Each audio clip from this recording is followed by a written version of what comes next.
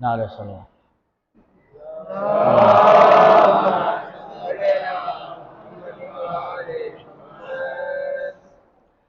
لا حول ولا قوة إلا بالله العلي العظيم۔ أعوذ بالله من الشيطان الرجيم، بسم الله الرحمن الرحيم۔ رب اشرح لي صدري ويسر لي أمري واحلل عقدة من لساني يفقهوا قولي۔ الحمد لله الذي هدانا لهذا وما كنا لنهتدي لولا أن هدانا الله۔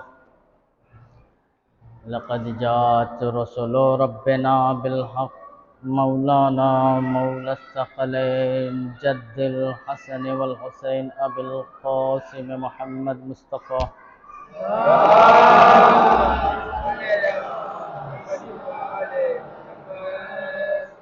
وأهل بيته الطيبين الطاهرين المعصومين المظلومين، ولعنة الله على القوم الظالمين۔ أما بعد، فقد قال الله تبارك وتعالى في قرآن مجيد، بسم الله الرحمن الرحيم۔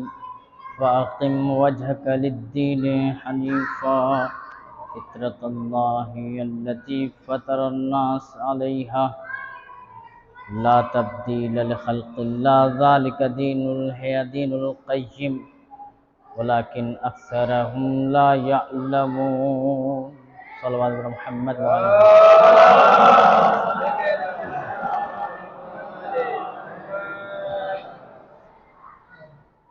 برادران عزیز ملت اسلامیہ، آج 5 محرم الحرام کا تسلسل جاری ہے۔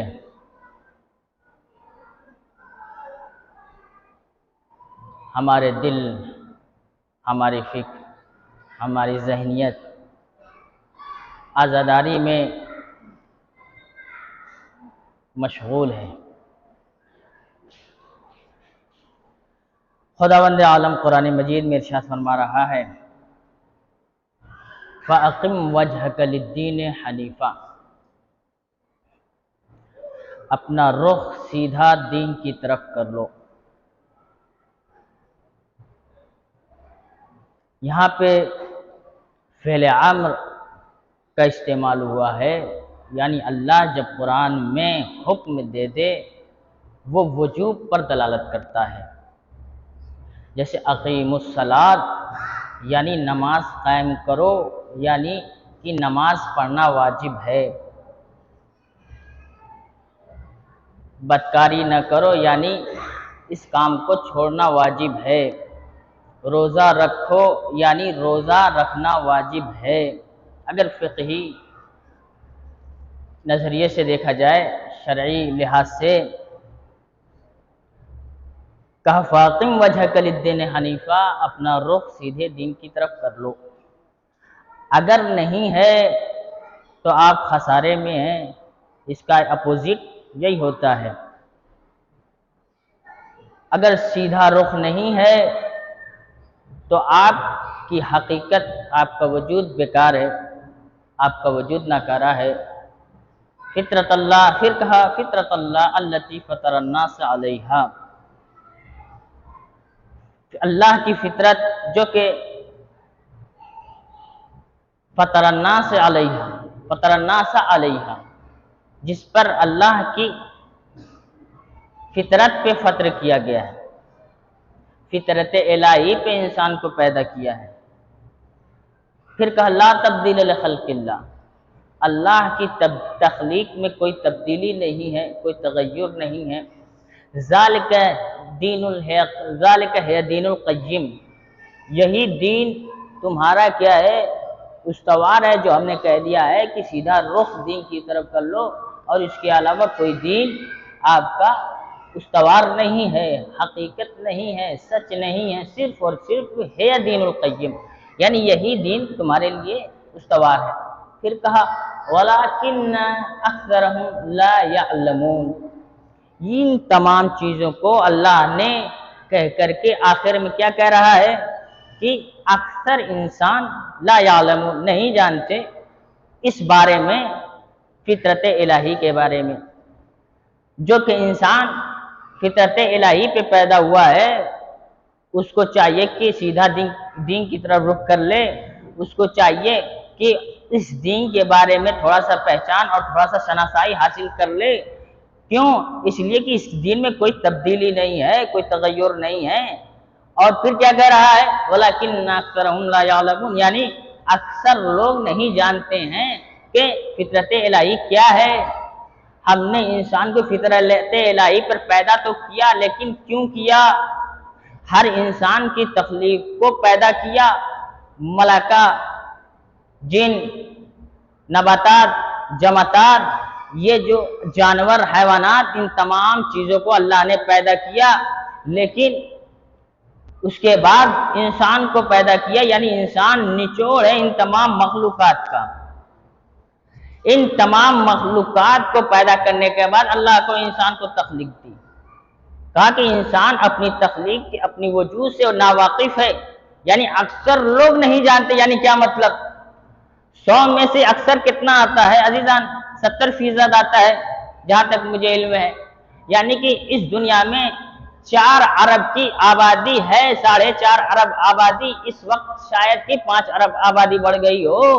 اس 5 ارب کی آبادی میں 70% نکالیے، کتنا ہو گیا؟ 3.5 ارب کی آبادی انسان نہیں جانتی ہے کہ وہ فطرت الہی پہ پیدا کیا گیا ہے، یعنی ناواقف ہے، نہیں معلوم، جاہل ہے۔ عزیزان گرامی، 70% انسان ناآگاہ ہے، شناسائی حاصل نہیں رکھتا کہ وہ فطرت الہی پہ پیدا کیا گیا ہے۔ اب عزیزان گرامی، چونکہ میں نے گفتگو کی تھی اسی موضوع پہ، اسی موضوع کے حوالے سے پھر اپنے موضوع کا آغاز وہاں تک جہاں تک ختم کیا تھا وہیں سے شروع کر رہا ہوں۔ فطرت کو جو میں نے سمجھایا تھا، فطرت یعنی کھولنے کو، یعنی شگاف ڈالنے کو۔ ابن عباس جب اس کی تفسیر لکھ رہے تھے کہ مجھے سمجھ میں نہیں آیا، کیونکہ قرآن دیہاتی زبان میں، اس زمانے میں جو بولی جاتی تھی تاکہ لوگ سمجھ سکیں، جو انسان جاہل تھے، عرب بدو تھے، اس زمانے میں جو زبانیں چلتی تھی، عربی زبان، اس زبان میں اللہ نے قرآن کو نازل کر دیا۔ اب ابن عباس کیا تھے؟ وہ شہری تھے۔ اب دیہاتی زبان جو ہوتی ہے تھوڑی سی الگ ہوتی ہے، وہ نہیں جانتے تھے کہ دیہاتی زبان کیا ہے۔ تفسیر لکھتے لکھتے اٹک گئے۔ یہاں پہ فطر الناس جو کہا اللہ نے، وہ فطر مانے کیا ہے؟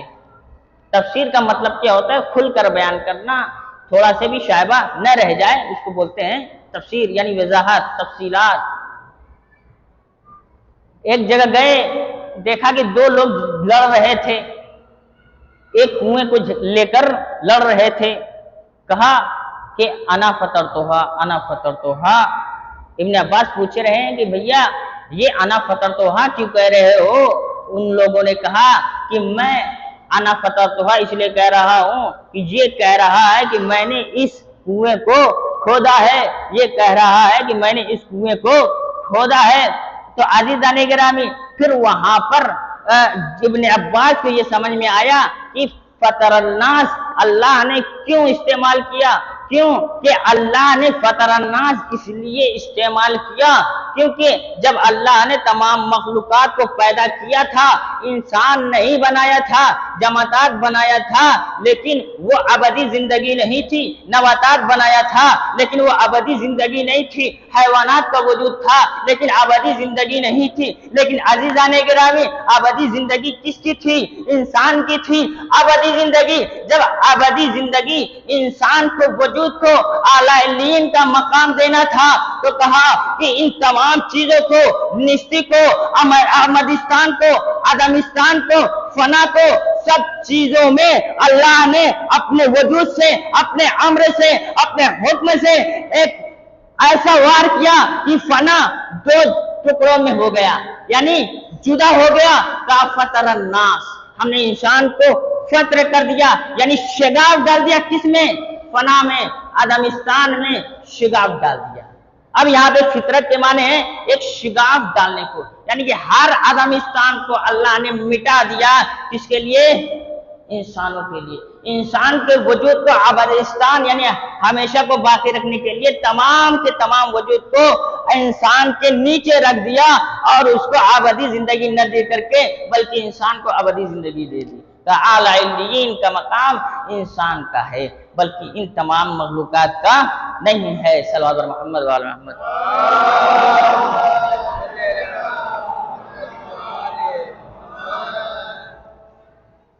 عزیزان گرامی،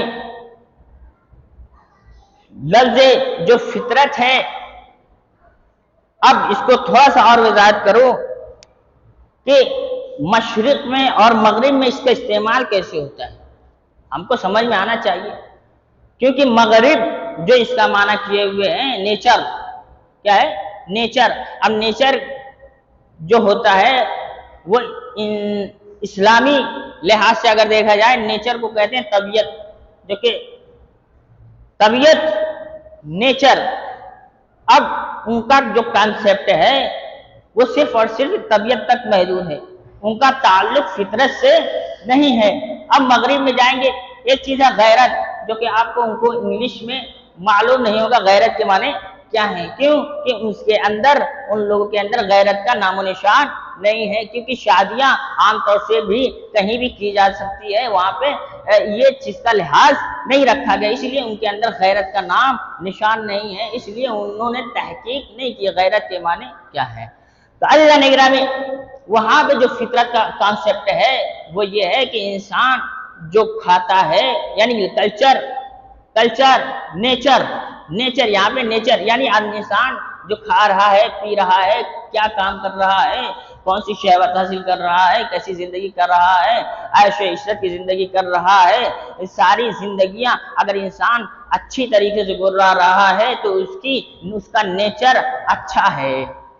اگر انسان پریشان و حال ہے، مشکل حالات میں گزار رہا ہے، سب تمام چیزوں سے یہ دور ہے، تو سمجھے کہ اس کا نیچر اچھا نہیں ہے، کیونکہ وہ کیا ہو گیا؟ وہ پیچھے ہو گیا ہے، تمام مخلوقات کے، تمام انسان کے وجود کے لحاظ سے وہ پیچھے رہ گیا، تو وہ انسان بھی کیا ہے؟ نیچا ہے، پیچھا ہے۔ تو عزیزان گرامی، صلوات بر محمد والا،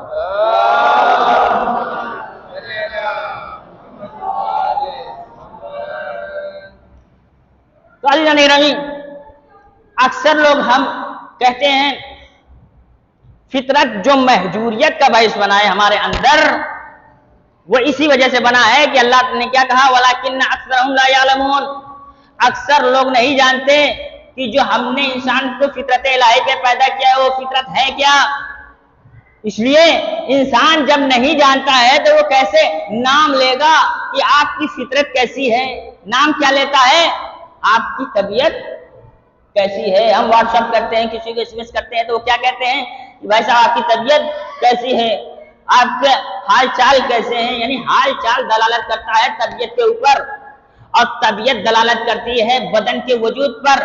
اگر آپ کا بدن سالم ہے تو طبیعت دلالت کرتی ہے کہ آپ کا بدن صحیح ہے، اگر آپ کا بدن خراب ہے، آپ کو بخار ہے، آپ کی طبیعت بگڑی ہوئی ہے، تو آپ کہیں گے کہ بھائی صاحب ہماری طبیعت خراب ہے۔ اب اللہ نے انسان کے اندر کتنی چیزیں رکھی؟ دو چیزیں اہم ہیں، ایک فطرت ہے، ایک طبیعت۔ طبیعت یعنی بدن کا تعلق رکھتا ہے، فطرت جو تعلق رکھتا ہے وہ روح سے تعلق رکھتا ہے، جس کا تعلق ابدی زندگی ہے، اور بدن کا جو تعلق ہے وہ طبیعت ہے، یعنی جو ہم طبیعت کا حال و چال لے رہے ہیں وہ صرف اور صرف دنیا تک محدود رہے گی۔ تو عزیزان گرامی، ہمیں حال و چال اس چیز کا لینا ہوگا جو ہمیشہ اور ابدی زندگی تک باقی رہے، اور ہمیں اس چیز کا حال و چال نہیں لینا ہے کہ جس کی دنیا میں ہی فنا ہو جائے، جس کا بدن دنیا میں ہی بدن میں خراب ہو جائے۔ صلی اللہ محمد وعلی محمد۔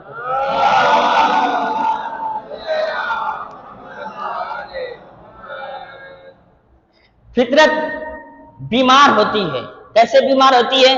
جس طریقے سے طبیعت بیمار ہوتی ہے۔ اب ثابت کیسے ہو جس طریقے سے طبیعت کیسے بیمار ہوتی ہے؟ یا چاول زیادہ کھا لیا، پیٹ پر بد ہضمی ہو گئی، زیادہ دودھ پی لیا ہے تو گیس ایسڈ کی بیماری ہو گئی، اور زیادہ اچار کھا لیا ہے تو گیس کی پرابلم ہو گئی، تو عزیزان گرامی زیادہ شربت پی لیا ہے تو کھانسی کی بیماری ہو گئی، یہی تو طبیعت کے بیمار ہونے کی ایک وجہ ہے۔ تو عزیزان گرامی اب سوال یہ ہے کہ اللہ نے دو چیزیں اہم رکھی، ایک فطرت ایک طبیعت۔ اب فطرت کیسے بیمار ہوتی ہے جو کہ ہمیں معلوم ہونا چاہیے۔ فطرت بیمار تب ہوتی ہے جب اللہ نے کہا کہ اقیموا الصلاۃ، نماز کو قائم کرو۔ اگر انسان نماز قائم کرتا ہے تو اس کی فطرت صحیح ہوتی ہے، اور اگر نماز قائم نہیں رہتا ہے تو اس کی فطرت بیمار ہوتی ہے۔ صلی اللہ علیہ محمد وآل محمد۔ اللہ نے کہا روزہ رکھو، اگر روزہ نہیں رکھتا ہے تو اس کی فطرت بیمار ہو جاتی ہے، اور اللہ نے کہا حج کرو، پیسہ اللہ نے اتنے دے دیے ہیں، اتنی زیادہ مال و ثروت دے دیا ہے کہ آپ حج کو جا سکتے ہیں، اگر حج نہیں کر رہے ہیں تو آپ کی فطرت بیمار ہو جائے گی۔ جس طریقے سے شربت پینے سے آپ کے گلے میں خرابی پیدا ہو جاتی ہے، اسی طریقے سے حج کو نہ جائیں گے تو آپ کی فطرت بیمار ہو جائے گی۔ تو عزیزان گرامی اللہ نے کہا امر بالمعروف کرو، اللہ نے کہا نہیں از منکر کرو، اللہ نے کہا جہاد کرو، اللہ نے کہا جب ایک دوسرے سے ملو تو محبت سے ملو، اللہ نے سے کہا جب آپ چلو تو تواضع انکساری کے ساتھ چلو، اللہ نے کہا جب آپ چلو تو اکڑ کے نہ چلو، اللہ نے کہا جب آپ سیدھے راستے پہ چلو تو تواضع انکساری کے ساتھ اپنے آنکھوں کو جھکا کر چلو، جب اللہ نے کہا جب مال و ثروت حاصل کرو تو ایمانداری کے ساتھ مال و ثروت حاصل کرو، اللہ نے کہا جب حق و باطل کی شناسائی حاصل کرو تو حق کو اپنے دل میں رکھو، باطل کو نیچے پہ رکھو، اللہ نے کہا جب آپ کو دیکھنا ہے کہ کون اچھا ہے کون برا ہے تو آپ کو دیکھنا ہے کہ اچھے کے ساتھ دوستی رکھو، کون دیکھنا ہے کہ کون برا ہے اس سے دوری اختیار کرو۔ اگر ان تمام چیزوں کو ہم ترجیح دیتے ہیں تو ہماری فطرت کبھی بیمار نہیں ہو سکتی، اگر ہم تمام چیزوں سے دوری اختیار کرتے ہیں تو ہماری فطرت بیمار ہو جاتی ہے۔ صلی اللہ علیہ محمد۔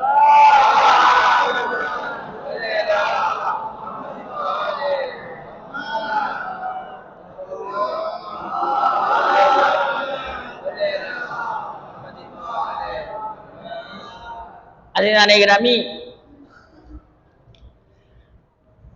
دو ہی چیزوں کو سمجھنا ضروری ہے کہ جس طریقے سے ہمارے طبیعت جو خراب ہو جاتی ہے، بدن کمزور ہو جاتا ہے، ہم اٹھ نہیں سکتے ہیں، بستر حلالت میں رہتے ہیں تو ہم کبھی نماز پڑھنے کے لیے نہیں اٹھ سکتے، کسی خدمت کے لیے نہیں اٹھ سکتے، کھانے تک کے لیے نہیں اٹھ سکتے، مثلا دیگر امور ہیں ان کاموں کو بھی انجام دینے کے لیے اٹھ نہیں سکتے۔ اسی طریقے سے فطرت لاغر ہو جائے، فطرت کمزور ہو جائے، انسان کا جو نفس حقیقی ہے، نفس وجودی ہے، اگر وہ کمزور ہو جائے تو وہ نماز کے قابل نہیں رہ جاتا، روزے کے قابل نہیں، ان تمام چیزوں کا قابل نہیں رہ جاتا۔ کیوں؟ کہ اس کا ایمان کا تعلق اس کے فطرت سے ہے۔ ایمان کی تقویت کیسے حاصل ہوگی؟ جب فطرت آپ کی بیدار ہوگی، آپ کی فطرت بلند ہوگی، بلند مقام پہ ہوگی۔ جس طریقے سے بدن بالکل صحت و یافتہ ہے، بدن تندرست ہے تو ہم دیگر کام کرتے ہیں، بلڈنگ بناتے ہیں، سڑک بناتے ہیں اور سارے کام کر لیتے ہیں آسانی سے۔ 50 کلو کا وزن اگر اٹھانا ہو تو آسانی سے اٹھا لیتے ہیں۔ اور اگر عزیزان گرامی ان تمام چیزوں کا انجام دینا، نماز کا انجام دینا، روزے کا انجام دینا، زکوٰۃ کا انجام دینا، خمس کا انجام دینا، ایمان کا تقویت ہونا ضروری ہے۔ اگر ایمان کا تقویت ہونا ضروری نہیں ہوگا تو فطرت یہ تعلق جو ہے ایمان کا، ایمان الگ موضوع ہو گیا، فطرت اگر مضبوط نہیں ہوئی تو ان تمام چیزوں کا انجام دینا ہمارے لیے کیا ہو جائے گی؟ مشکل ہو جائے گی۔ تو عزیزان گرامی اب ایک دو چیز سمجھانا ہے کہ تعلق اور سوار، جس طریقے سے اللہ نے روح کو بدن کے اوپر سوار کر دیا۔ روح کیا ہے؟ ایک حقیقت ہے، مادی نہیں ہے۔ روح کیا ہے؟ مادہ نہیں رکھتا ہے۔ جسم کیا ہے؟ مادہ رکھتا ہے۔ اگر اس جسم سے روح نکل جائے، جب روح نکل جائے گی تو روح کیا کرے گی؟ پرواز کرے گی۔ اللہ نے اسی لیے تو جسم کو بنایا ہے تاکہ روح کو ڈالوں، اور جسم جب جسم میں رہے تو جسم روح کو جکڑ لے اور اس کو اڑنے نہ دے. یہی تو فلسفہ ہے جان گرامی، جسم کا یہی فلسفہ ہے. جیسے ہی انسان، جیسے ہی ملائکہ روح نکالتا ہے، وہ پرواز روح کرتی ہے، پھر وہ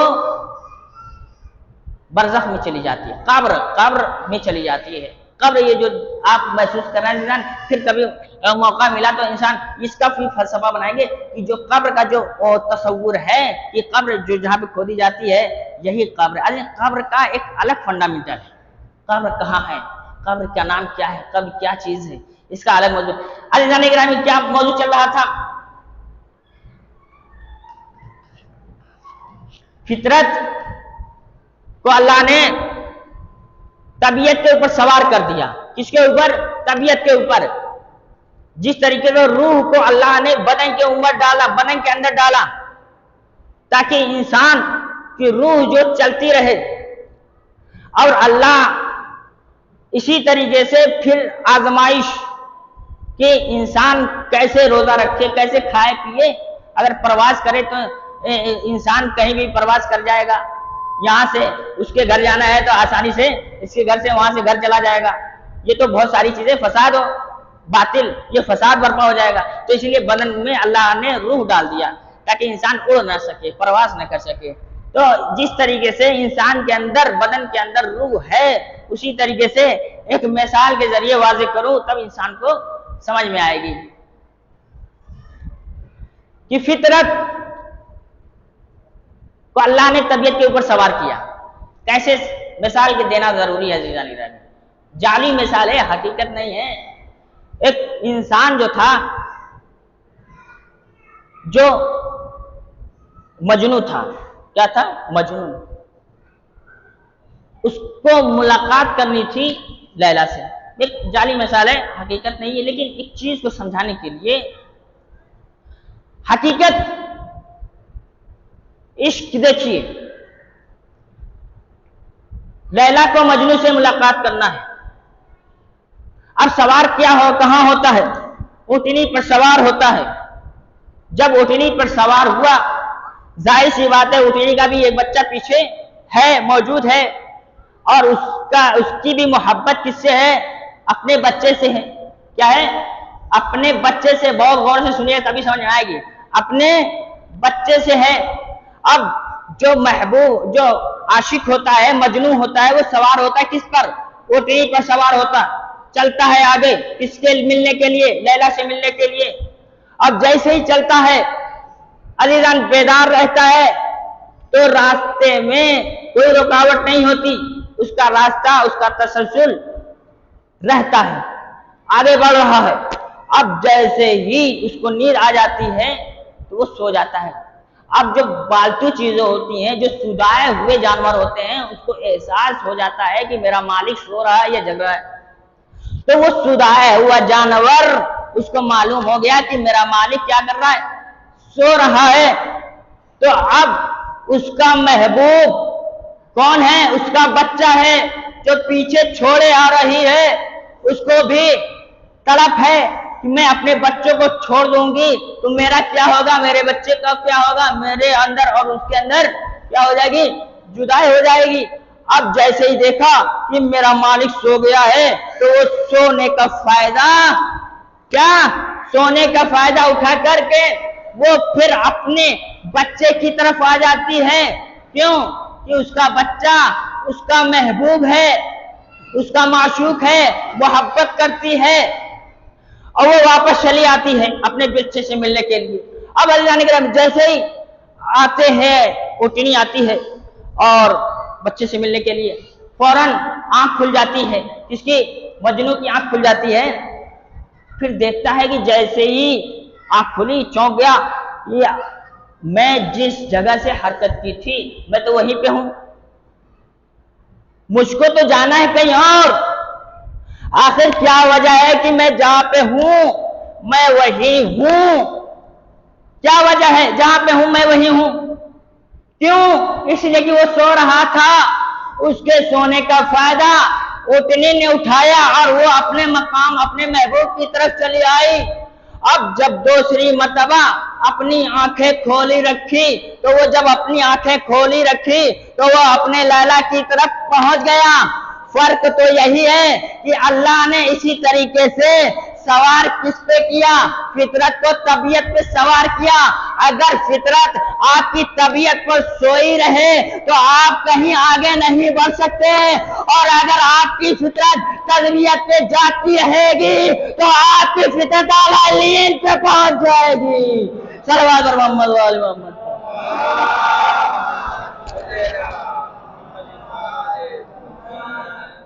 کیا کنسپٹ ہے؟ کیا کنسپٹ ہے کہ فطرت آپ کی سوئی رہے گی، جس طریقے سے مجنو کی سوئی رہی، مجنو سویا رہا، اٹھنی اس کے سونے کا فائدہ اٹھا کر کے وہ اپنے محبوب کی جانب چلی آئی، اس کے محبوب کی طرف نہ پہنچنے دیا۔ اسی طریقے سے جب مجنو سویا رہا وہ اپنے محبوب سے نہیں مل سکا، جب جاگا اپنے محبوب سے مل گیا۔ اسی طریقے سے انسان بھی ہے، جب جاگتا رہے گا، حرکت میں رہے گا، تحرک اپنے وجود میں لائے گا تو وہ اپنے مالک سے مل سکے گا، اور اپنے اندر تحرک نہیں پیدا کرے گا، اپنے وجود کو شناسائی نہیں دے گا تو وہ اپنے مالک سے کبھی مل نہیں سکے گا۔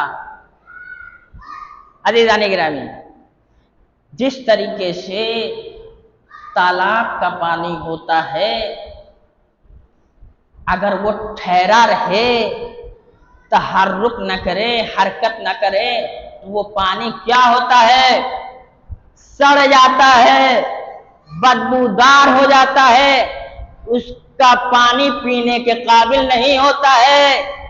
اس سے نہ کپڑا دھولا جا سکتا ہے، نہ کپڑا پاک کیا جا سکتا ہے، کیونکہ تین چیزیں ہیں، شرطیں ہیں پانی کا پاک ہونا، نہ اس سے بدبو ہے، نہ نجاست زیادہ گری ہو، کیا ہے؟ نجاست نہ گری ہو، رنگ بو نہ مزہ بدلے۔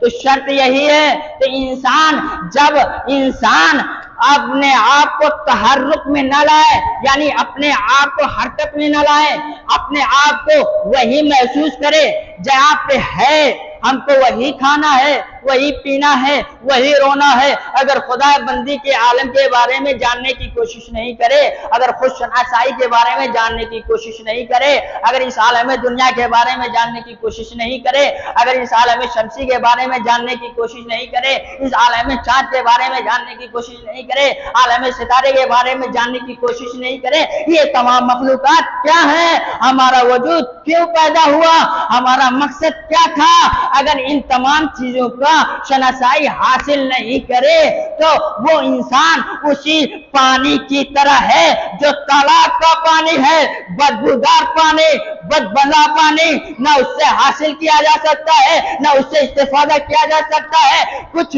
بھی، بلکہ وہ بیکار ہے۔ جس طریقے سے حیوانات کا کوئی فائدہ نہیں اللہ کی نظر میں، اس کی ابدی زندگی نہیں ہے، اس کا اعلیٰ مقام نہیں ہے، اس کا اعلیٰ علین میں کوئی جگہ نہیں ہے، تو اسی طریقے سے وہ انسان بھی بدبودار ہو جائے گا، انسان بھی بدمزہ ہو جائے گا، انسان بھی بے رنگ ہو جائے گا۔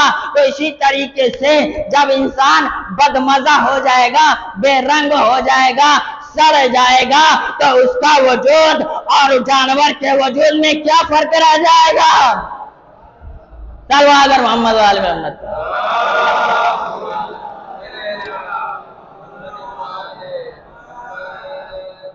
صلوات بر محمد۔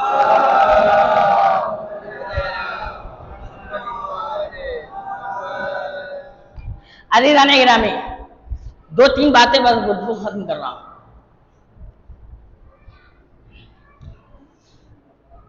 انسان کیا ہے؟ ایک ذرے پہ رہتا ہے، اس کا وجود بالکل تھوڑا سا ہے۔ کیسے؟ دلیل کیا ہے؟ ایک ملا رومی ہے جو کہ بیان کرتے ہیں اپنی کتاب میں کہ جس طریقے سے ایک باغات میں ایک چیونٹی رہتی ہے، ایک چیونٹی باغات میں اور ایک پتے پہ رہتی ہے، کس پہ؟ ایک پتے پہ، جس کا احاطہ بہت ہی کم ہوتا ہے۔ اگر آپ جب اس سے پوچھیں گے اے چیونٹی کیا تو جہاں رہتی ہے کیا تمہیں پتا ہے کہ وہ جگہ کتنی بڑی ہے؟ کیا ہے وہ جگہ کتنی بڑی ہے؟ चींटी क्या आवाज देगी? भाई साहब, मैं इस छोटी सी जगह पे रहती हूँ, मैं यहीं पे खाती हूँ, यहीं पे पीती हूँ, यहीं पे सारी जिंदगी सारी बसर करती हूँ, यहीं पे मर जाना है। तो अज़ीज़ान गिरामी, उस बागात में क्या है जो चींटी को नहीं मालूम? बागात में पत्ते के साथ साथ डाली भी है, उस डाली के साथ साथ वो पूरा पेड़ है, और उस पेड़ के साथ साथ हजारों पेड़ हैं, और उस हजारों पेड़ के साथ साथ हजारों बाग हैं। इन तमाम बाग का मालिक कौन है? उस चींटी को क्या पता होगा? कुछ भी नहीं पता है। तो अज़ीज़ान गिरामी, जब इस चींटी को इस छोटी सी चीज का पता नहीं कि इस बागबान में इस बाग में कितनी बड़े पेड़ हैं, कितनी ज्यादा पेड़ हैं, कितने ज्यादा बागात हैं, क्या क्या हैं, जब इस चींटी को इतना सब नहीं मालूम, तो उस चींटी को क्या मालूम होगा कि इस बाग का भी कोई बागबान है। सल्लल्लाहु अलैहि मोहम्मद वाले मोहम्मद पर।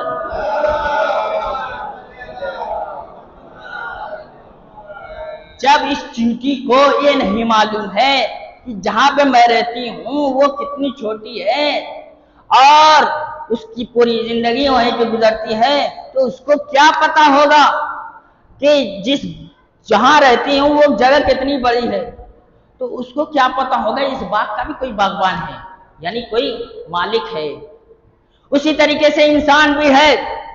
फिर मुल्ला रूमी इरशाद फरमाते हैं, उसी तरीके से इंसान भी है। दुनिया क्या है? एक जर्रा है, एक छोटी सी दुनिया है जो अलाइलीन से आई हुई है। एक छोटा सा जर्रा, हमने इस हिंदुस्तान का क्या नाम रख दिया? बर्रे आजम।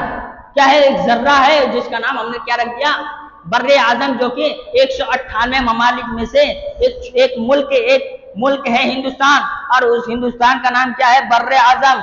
और उस बर्रे आजम में हमने एक बहुत बड़ा सूबा बना दिया, और उस सूबे में हमने एक बहुत बड़े जिले बना दिए, और उस जिले में एक बहुत बड़े गांव, एक टाउन एरिया बना दिया, और उस सूबे में, उस टाउन एरिया में कस्बे बना दिए, उस कस्बे में तहसील बना दिया, उस कस्बे में, उस तहसील में एक गांव बना दिया, उस गांव में एक प्रधान बना दिया जो गांव को चलाता है, और उस गांव में बड़े बड़े मोहल्लात बना दिए, और उस मोहल्ला में एक बहुत बड़ा बेड बना दिया, और उस बेड में एक बड़ी हुई लेटी हुई शख्सियत का गुमान ये है कि मुझसे बड़ा इस दुनिया में कोई पैदा ही नहीं हुआ।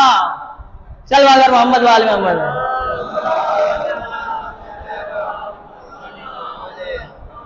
क्या समझ में आए? जिस इंसान को ये नहीं मालूम कि जहां पे मैं रहता हूँ वो जगह कितनी छोटी है, अगर उस इंसान को मालूम हो जाए कि जहां पे रहता हूँ वो एक आलाइलीन से छोटी से जर्रे पे एक बड़े हिंदुस्तान में, फिर सूबे में, फिर गांव में, फिर उस रूम में बेड में रहता हूँ, फिर उस शख्सियत का क्या गुमान है कि मुझसे बड़ा इस दुनिया में नहीं है, मैं बहुत बड़ा हूँ, मेरे ही पास सरबत है, मेरे ही पास सब कुछ है। तो ये गुमान करना तो इसके लिए क्या है? बाइसे फिक्र है, वो तफक्कुर करे कि मैं बड़ा नहीं हूँ। आलम शमसी क्या है उसके बारे में नहीं मालूम, आलम सितारा क्या है उसके बारे में नहीं मालूम, आलम चांद क्या है उसके बारे में नहीं मालूम। इन तमाम चीजों के बारे में उसको क्या पता है जब एक छोटे से मुल्क के बारे में उसका कॉन्सेप्ट ये होता है कि मैं बहुत बड़ा हूँ। सल्लल्लाहु अलैहि मोहम्मद वाले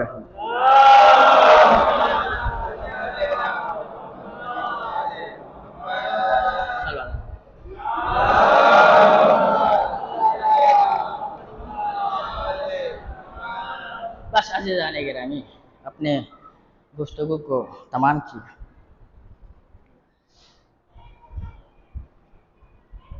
कोई इंसान जब फितरत को छोड़ करके तबीयत को अख्तियार करता है, या तो वो खोली बन जाता है, या तो वो शिम्र बन जाता है, या वो यजीद जैसे सालिम बन जाता है। करबला के मैदान में दो ही चीज़ की लड़ाई थी, एक फितरत, एक तबीयत। फितरत चाहती थी नमाज बाकी रहे, फितरत चाहती थी रोज़ा बाकी रहे, तबीयत चाहती थी रोज़ा ख़त्म रहे, तबीयत चाहती थी नमाज ख़त्म रहे। तो ये दो फिक्रों की जो लड़ाई थी वो इसी चीज़ पर थी।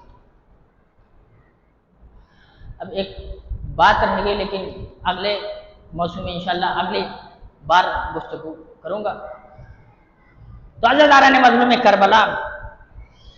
करबला दो फिक्रों की जंग है, एक हक एक बातिल। हक चाहती थी कि इंसान शनासाई बाकी रहे, बातिल ये चाहता था कि इंसान मर जाए, इंसान का वजूद खत्म हो जाए, इंसान शहवतरानी अख्तियार कर ले। हाँ, अज़ादारान मज़लूम करबला इमाम हुसैन अलैहिस्सलाम ने मदीना छोड़ा, मक्का आए, मक्का से करबला आए। 2 मुहर्रम को वारिदे करबला हुए, 2 मुहर्रम को पानी बंद होता है, 7 मुहर्रम को पानी खत्म हो जाता है। अल अतश की आवाज़ें बुलंद होने लगती थी। हाँ, अज़ादारान मज़लूम करबला एक अली अकबर है जिसके लिए इमाम हुसैन बहुत तड़पते थे, जिसके लिए इमाम हुसैन लोगों के लिए मुलाकात करवाते थे कि देखो अगर रसूल को देखना है तो मेरे अली अकबर को देखो, क्योंकि ये अकबर शबीह रसूल है। हाँ, अज़ादारान मज़लूम करबला एक मरतबा अल्लामा क़ज़वीनी कब्र इमाम हुसैन पे मजलिस पढ़ रहे थे। जब मसाइब पर आए, कहा मसाइब पढ़ते पढ़ते कहा कि अली अकबर के सीने पे नेज़ा लगा। अब जैसे ही कहा अली अकबर के सीने पे नेज़ा लगा तो खुद्दाम दौड़कर आ जाता है, ऐ जाकिर, ऐ क़ज़वीनी, रुक जा। अरे जब से तूने ये कहा है कि अली अकबर के सीने में नेज़ा लगा तो कब्र हुसैन से खून नबूदार होने लगा। अज़ादारान मज़लूम करबला क़ज़वीनी मजलिस पढ़ते पढ़ते, मसाइब पढ़ते पढ़ते आग लग जाती है। ख्वाब में क्या देखते हैं? अरे ज़हरा ख्वाब में आ जाती है, कहते हैं क़ज़वीनी, अरे तू अली अकबर का मसाइब न पढ़ा कर। कहा कि फातिमा ज़हरा, मुझसे क्या खता हो गई है? आया मैंने अली अकबर की शान में कोई गुस्ताखी कर दी है? नहीं नहीं। आया क़ज़वीनी, तूने कोई खता नहीं की है। क़ज़वीनी, अरे जब से तूने अली अकबर का मसाइब पढ़ा है तो इमाम हुसैन के गले में बीबी ज़ैनब लिपट के फरियाद कर रही है, ए भैया हुसैन, मेरे अकबर का कसूर क्या था? अज़ादारान मज़लूम करबला अली अकबर बस थोड़ा सा मसाइब। अली अकबर बहुत ही मज़लूम है। अली अकबर, शहादत अली अकबर बहुत ही गिरा कद्र है। आते हैं खैमे में, आते हैं बीवियों के पास आते हैं, बस थोड़ा सा कि अम्मा इजाज़त दीजिए, मक्तल की जानिब बाबा की मदद करनी है। फिर बाबा के पास आते हैं, बाबा मुझे इजाज़त दीजिए। बाबा ने क्या कहा? इमाम हुसैन ने कहा, जाओ, जिसने 18 साल तुमको पाला है, जाओ उससे इजाज़त मांगो। अज़ादारान मज़लूम करबला जनाब ज़ैनब के पास अली अकबर आते हैं। कहा, फूफी अम्मा मुझे इजाज़त दे दो। फूफी अम्मा क्या कहती हैं? ए बेटा अकबर, मैं जानती हूँ तू कितना बेचैन है, मैं जानती हूँ। अरे जो भी गया है वापस नहीं आया, तू भी जाएगा वापस नहीं आएगा है बेटा, लेकिन तुझे इमाम हुसैन की मदद करनी है। ए बेटा, क्या तू जानता है मैंने तेरा अरमान बहुत रखे, मैं चाहती हूँ तेरे सर पे सेहरा सजाऊंगी।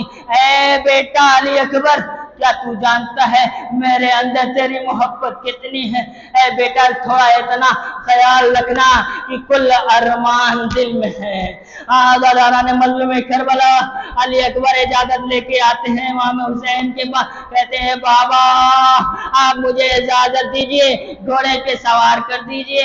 آزاداران مظلوم کربلا امام حسین علی اکبر کو گھوڑے پہ سوار کرتے ہیں، کہتے ہیں بیٹا مڑ مڑ کر دیکھتے رہنا۔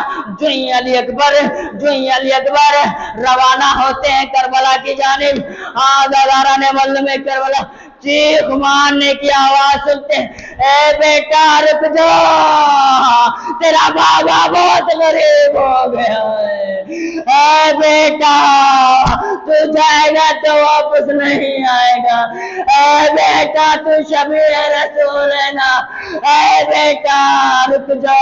اے بابا کیا ہو گیا؟ آپ نے تو اجازت دے دی ہے، آپ نے تو سوار کر دیا ہے، اے بیٹا اگر اپنے آپ کو تو حسین رکھ کر دیکھ، تجھے احساس ہوگا کہ بیٹے کی محبت باپ کے دل میں کتنی شدت ہوتی ہے۔ آزاداران مظلوم کربلا امام حسین علیہ السلام نے تاریخ نے لکھا ہے کہ 7 مرتبہ امام حسین کو سوار کیا۔ جب سوار کرتے ہیں کہتے ہیں اے بیٹا اے بابا آپ بار بار سوار کی کرتے ہیں، بار بار اتار کی دیتے ہیں، اے بیٹا تو شفیع رسول ہے، بار بار تیرا دیدار کر کے رسول اللہ کو یاد کرتا ہوں۔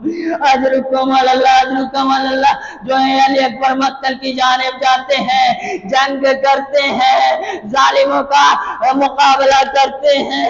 آزاداران مظلوم کربلا اور ایک مرتبہ ایک ظالم نے ایک ایسا گرز مارا کہ علی اکبر کے سینے میں لگا، علی اکبر سنبھل نہ سکے، ذہن سے زمین پر آتے ہیں، السلام علیکم یا بتا، اے بابا میرا آخری سلام قبول کیجئے۔ اے بیٹا وعلیکم السلام۔ امام حسین کربلا کی جانب آتے ہیں، ارے علی اکبر نظر نہیں آتے، بیٹا علی اکبر تو نظر نہیں آ رہا، تو کہاں ہے؟ بابا میں ادھر ہوں۔ آزاداران مظلوم کربلا تاریخ نے لکھا ہے کہ امام حسین نے علی اکبر کو زانو میں لٹایا، زانو میں بٹھایا، اکبر تجھے کیا ہو گیا؟ اے بابا ظالم نے گرز مارا ہے، سینے میں درد ہو رہا، جلن ہو رہی، تکلیف ہو رہی، ظالم نے یہ کہہ کر مارا، ارے تیرا باپ تو بڑا صابر ہے۔ آزاداران مظلوم کربلا ارے جیسے ہی امام حسین نے چاہا علی اکبر کا سینے سے نیزہ نکالا جائے، آزاداران مظلوم کربلا امام سے نہ نکلا، دوسری مرتبہ نکالنا چاہا، ارے امام سے نہ نکلا، تاریخ نے لکھا، ارے تیسری مرتبہ یا علی ادرکنے، ارے جیسے تیسری مرتبہ نکالنا چاہا، ارے نیزے کے ساتھ ساتھ علی اکبر کا کلیجہ باہر آ جاتا ہے۔ اجرکم اللہ، اجرکم اللہ۔ علی اکبر کہتے ہیں اے بابا مجھے صغرا سے ملا دو، بیٹا صغرا سے ملاقات کرنی ہے، بیٹا تھوڑا میرے 2 انگلیوں کے درمیان میں دیکھو، صغرا نظر آ رہے، بابا نظر نہیں آ رہے، ارے تھوڑا دوسری مرتبہ دیکھو، غور سے دیکھو، ارے کیا صغرا نظر آ رہے؟ اے بابا نظر نہیں آ رہے۔ تاریخ نے لکھا، ارے جب علی اکبر نے تیسری مرتبہ 2 انگلیوں کے درمیان دیکھا، اے بابا ارے نہ دکھاتے تو اچھا ہوتا، اے بیٹا ارے کیا ہو گیا ہے؟ اے بابا ارے جس جگہ سے میں صغرا کو ودا کیا تھا، ارے صغرا نے میرے قدموں کے نشان اپنے گلوں کے رکھے ہوئے ہیں، اپنے گالوں کو رکھے ہوئے فریاد کر رہے ہیں، اے بھیا علی اکبر تو مجھے کب لینے آئے گا، میں تیرا بے صبری سے انتظار کر رہی ہوں۔ انا للہ و انا الیہ راجعون، رضا بقضائہ و تسلیما لامرہ، ماتم حسین۔